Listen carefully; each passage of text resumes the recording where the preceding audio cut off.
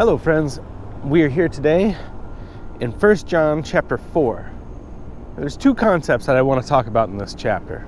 The first one is what it says in the very beginning of the chapter, and it's this. It says, don't believe every spirit. Don't believe every spirit, but test the spirits and see whether or not they are from God.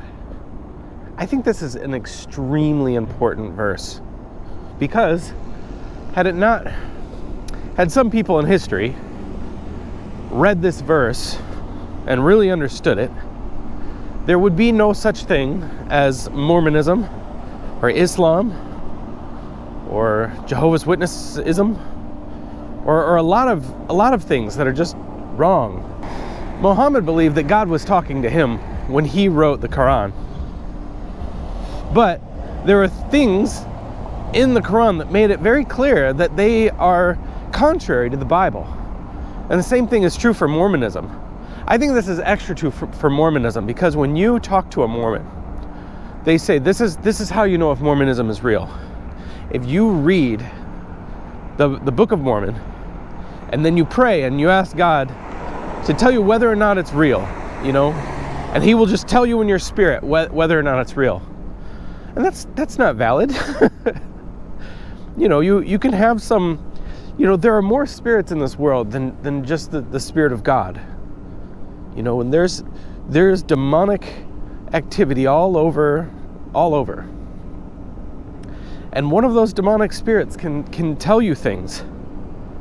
And they do. They probably do without you noticing it.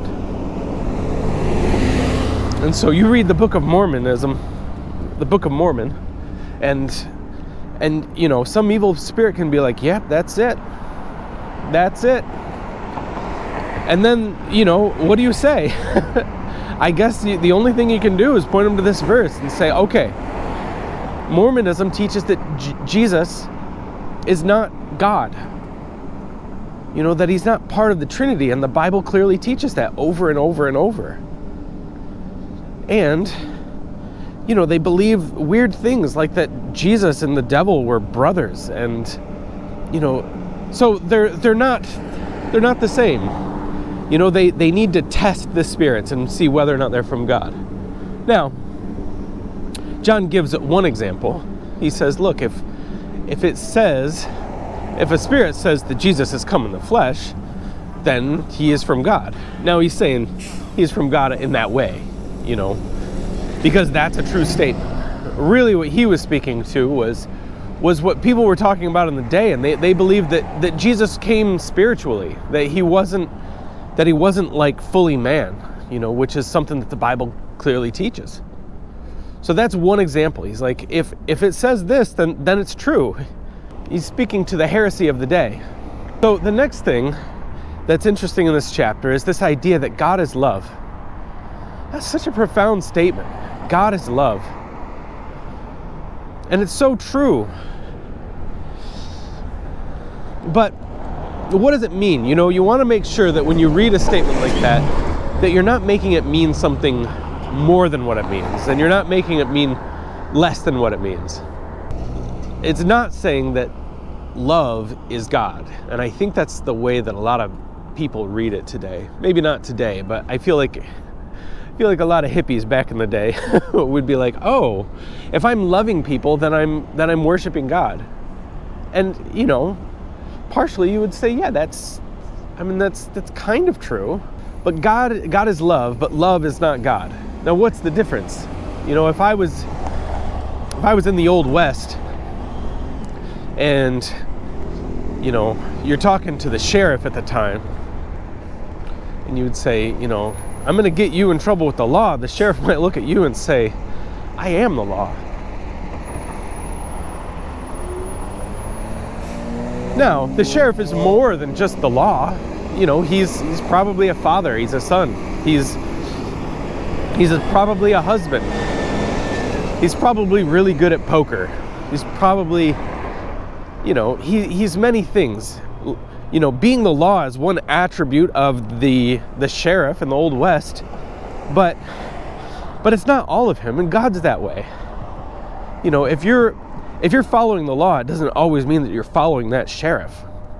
It's different. He is the law, but but the law is not him. And God is the same way. God is love. And all things that are loving in this world come from him. I think what a more important question to ask, or maybe a danger in believing that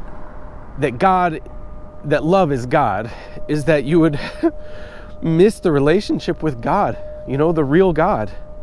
And you start just saying, God is love. I'm just going to love everybody and then God will forgive my sins. It's not like that. You need to have a relationship with Jesus. You need to have a relationship with God in every aspect of him. Now, when it says God is love, what does it mean when it says love? It's important to note that when it's talking about love, it's talking about a sacrificial love. A love that gives but doesn't seek anything in return. So you might think, if I find a really pretty girl and I decide to buy her some flowers, that's not really love. That's not even a loving act. It's kind of a selfish act. What you're doing is you're saying, I want something in return. I want a relationship with this girl. I want her to give me a big kiss or something. You want something from her, and her beauty, that's something in itself that is it just makes you feel good to be around it. But it's not loving. If you did the same thing for a mean little old lady, that would be different.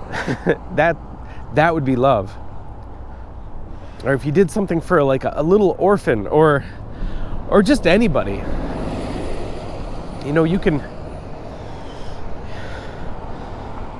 And another side of this is that after a while you might find that if you start helping little old ladies and mean people and doing nice, loving things for them, you might find that you enjoy it. That there's something in you that is just loving to people because there's something in it that is great. Now, you might be getting something a little bit out of it in that instance, but really it's God that is putting that in you. If you love people that are unlovable and you don't know why you love it, it might be that God is in you and that you are in him. That's the way that it's supposed to be. Especially if you love your enemies. What this passage is saying here is that if you really are a child of God, that you will love your brothers, and you will remain in God, and God will remain in you. So to come back to this idea that God is love, it should be said that God showed that he was love by dying for us. Even though we had nothing to give to God, no beauty in us that he might love us, but he loves us anyways. He loves us so much that he would give of himself so much so that we could be with him. So God is love. Absolutely. Anyways, that is 1 John chapter 4. Have a great day. Bye.